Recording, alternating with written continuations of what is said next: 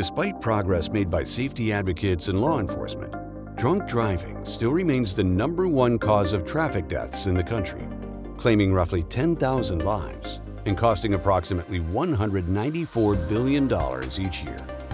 There's no doubt that we've reduced drunk driving deaths and fatalities in the past, but for the last 25 years or so, that progress has stalled.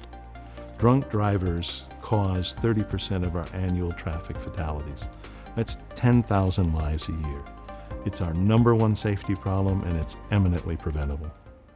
Today, developments in vehicle technologies are helping us drive safer and smarter than ever before.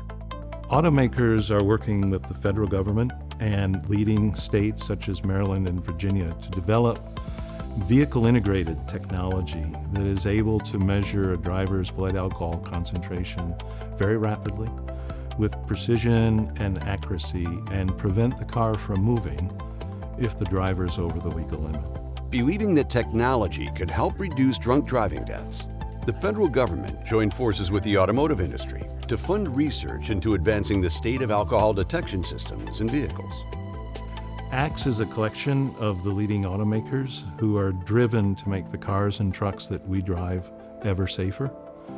And we do that through researching advanced safety solutions and also how advanced technologies such as seatbelts and airbags can help keep them safer.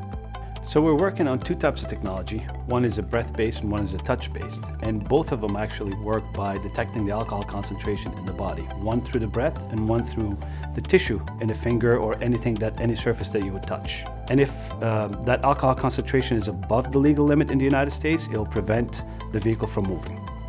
The simplest way to explain the DADSS program is that it's effectively taking a university chemistry lab, shrinking it down and putting it into the size of a smartphone, which then goes in your car, and then it must work flawlessly year in, year out for the next 20 years.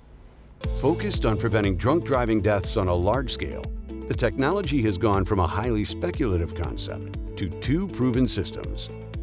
The technology is quite different from existing breathalyzers. Existing breathalyzers require a deep lung breath that you breathe into a plastic tube into the sensor. Our technology is quite different from that in that you don't require that deep lung breath. You're just breathing passively and the sensor will detect the presence of alcohol. There's no tube to get the sample into the sensor. Our sensors are much faster. Their speed of measurement is much faster, in less than a second, much more accurate, much more precise, and the goal is to have as reliable of a sensor as you can possibly have to implement inside of a vehicle. There's been quite a bit of challenges. We've had to invent just about everything that we're working on. Not only the sensors, but everything that's involved in calibrating and testing the sensors. This is a unique technology. This is not something that's off the shelf. We've had to develop a mechanical lung that replicates how a human breathes exactly as they're breathing passively so that we are able to test our sensors against it. We've had to develop what we call phantom tissue that replicates what's inside the finger so that we can constantly test our technology and calibrate the technology. So it's been quite a bit of innovation and invention over the past several years to get to the point that we're at today. As the first invention of its kind, significant testing is underway to ensure the technology's accuracy, precision, and reliability. To ensure that our sensors are ready for consumers, they have to be tested under a variety of conditions, both in the environment, so we can think of altitude, temperature, humidity, inside of the vehicle, AC, windows up and down. But we also have to consider how humans are going to be processing alcohol. Will they be eating and drinking? What about smoking, physical activity? Essentially, we have to test every single condition that's possible out there. We're very excited about the progress we've made so far, but still more testing needs to be done. Consumers won't tolerate false positives or inconvenience, and this is why we do such extensive testing. We have a significant library of data that allows us to assess how the sensors are performing, but also make improvements so we can make the sensors smarter. After years of progress, the technology is moving out of the lab and onto the road. We want DADSS to be the next seatbelt, used by all road users.